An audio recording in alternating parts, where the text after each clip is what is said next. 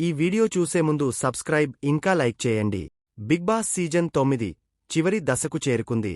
వచ్చే వారం grand finale జరగనుంది. హౌస్లో 6 కంటెస్టెంట్స్ ఉండడంతో ఈ వారం డబుల్ ఎలిమినేషన్ ఉండనున్నట్లు అనౌన్స్ చేశారు హోస్ట్ నాగ్.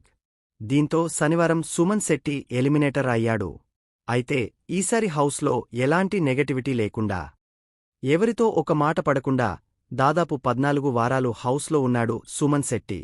శనివారం నాటి ఎపిసోడ్లో సుమన్ శెట్టి ఎలిమినేషన్ తర్వాత భరణి ఎమోషనల్ అయ్యాడు. బయటకు రాగానే మనిద్దరం కలిసి వర్క్ చేస్తున్నాం, కలిసి షూటింగ్ చేస్తున్నాం అంటూ భావోద్వేగానికి గురయ్యాడు భరణి. ఆ తర్వాత సుమన్ శెట్టి ప్రభంజనం అంటూ భారీ ఎలివేషన్ ఇచ్చాడు. ఇమ్మాన్యుయేల్ చివరకు అధ్యక్ష వెళ్ళొస్తా అంటూ తన పాపులర్ డైలాగ్ చెప్పి బయటకు వచ్చేశాడు. వెళ్తూ వెళ్తూ మా భరణి అన్నను జాగ్రత్తగా చూసుకోండి అంటూ హౌస్మేట్స్కు రిక్వెస్ట్ చేశారు. అనంతరం స్టేజ్ మీదకు వెళ్లిన తర్వాత ఫైనల్ వీక్ ముందు ఎలిమినేటర్ అయ్యావ్ కదా, ఎలా ఉంది నాగ్ అడగ్గా. హ్యాపీగానే ఉంది సార్, ఒక్కవారముంటే టాప్ 5కి వెళ్లేవాణ్ణి అని అన్నాడు.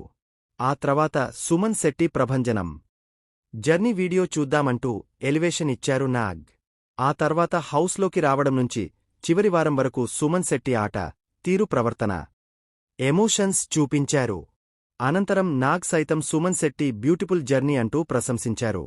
ఇక హౌస్లో బొగ్గు ఎవరు, బంగారం ఎవరు అని నాగ్ అడగ్గా బొగ్గు ఎవరూ లేరని, అందరూ బంగారాలనే అని మరోసారి తన మంచితనం బయటపెట్టాడు. ఇదెలా ఉంటే బిగ్ బాస్ చరిత్రలోనే అత్యధిక రెమ్యూనరేషన్ అందుకున్న సెలబ్రిటీ లిస్టులో చేరిపోయారు సుమన్ శెట్టి.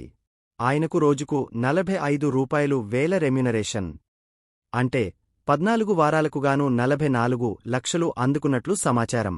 అదే నిజమైతే ఇప్పటివరకు బిగ్ బాస్ చరిత్రలో అత్యధిక రెమ్యూనరేషన్ అందుకున్న సెకండ్ సెలబ్రిటీ సుమన్ శెట్టి. ఇక ఆదివారం ఎపిసోడ్లో భరణి ఎలిమినేటర్ అయ్యాడని టాక్.